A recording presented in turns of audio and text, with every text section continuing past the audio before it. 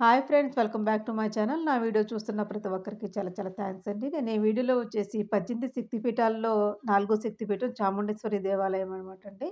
అది ఎక్కడ ఉంది? దానికి సంబంధించిన చరిత్ర ఏమిటి? అనేది ఈ వీడియోలో తెలియజేస్తాను.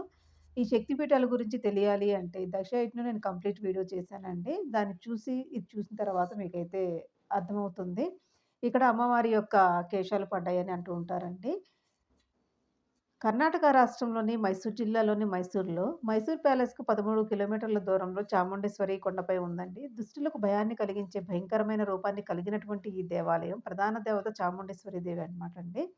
ఈ దేవతను పార్వతీదేవి అని, శక్తి అని, దుర్గా అని అనేక రకాల పేర్లతో అయితే పిలుస్తూ ఉంటారు. మైసూర్ మహారాజులు చాలా సంవత్సరాలుగా ఈ దేవతను పూజిస్తూ, కులదేవతగా ఆరాధిస్తూ, ఈ దేవాలయాన్ని పోషిస్తూ ఈ దేవాలయ అభివృద్ధికైతే సహకరించారండి. దానికి సంబంధించిన చరిత్ర అయితే చూద్దామండి. ఈ పుణ్యక్షేత్రాన్ని 12వ శతాబ్దంలో హోయసల పాలకులు నిర్మించారని భావిస్తున్నారండి. ఈ దేవాలయ గోపురాన్ని బహుశా 17వ శతాబ్దంలో విజయనగర పాలకులు నిర్మించారు. 1659లో 3000 అడుగుల కొండ శిఖరానికి 1000 మెట్ల మార్గాన్ని ప్రారంభించారు.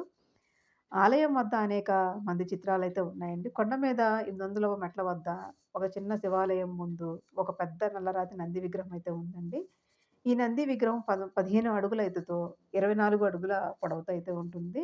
ఈ నంది విగ్రహం మెడ చుట్టూ చాలా అందమైన గంటలు చెక్కబడి ఉన్నాయండి.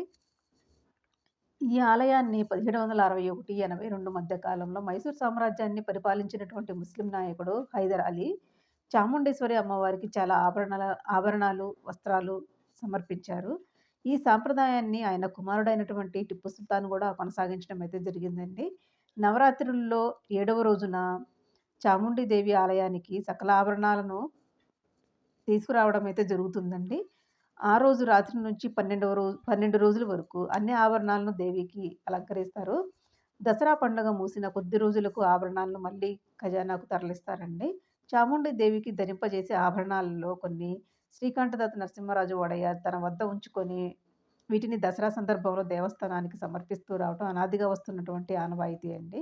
రాష్ట్ర ప్రభుత్వంతో 12 ఆభరణాలు, ఒడయార్ వద్ద ఉన్నటువంటి 34 ఆభరణాలు, మేలిమి బంగారం, వెండి, వజ్రాలు, ముత్యాలు, రత్నాలతో పొదగబడి ఉంటాయండి.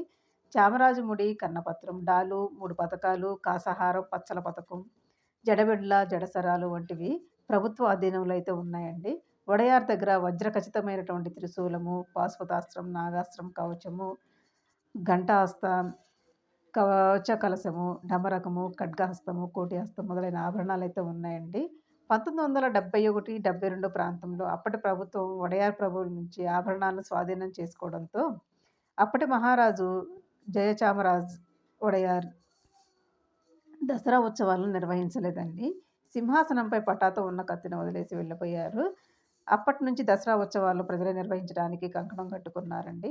ఈ నేపథ్యంలో 2 పెట్టెల్లో ఉన్నటువంటి చాముండేశ్వరి ఆభరణాలను ప్రభుత్వానికి ఇవ్వడానికి ముందుకు వచ్చారు. కానీ ఒక పెట్టెను మాత్రం ఇవ్వడం జరిగింది. దీంట్లో 12 రకాల ఆభరణాలైతే ఉన్నాయండి. మరొక పెట్టె ఒడయార్ వద్ద ఉండిపోయింది. తమ దగ్గర ఉన్నటువంటి ఆభరణాలను ప్రతి సంవత్సరము నవరాత్రుల్లోనే నవరాత్రులలోని 7వ రోజు ఒడయార్ వంశీకులు చాముండేశ్వరి దేవాలయానికి సమర్పిస్తారండి. ఈ ఆభరణాలను మూల విరాట్ విగ్రహానికి అలంకరించరు. మూల విగ్రహానికి పలు ఆభరణాలైనటువంటి డాలు, కవచం నిత్యం ఉంటాయండి.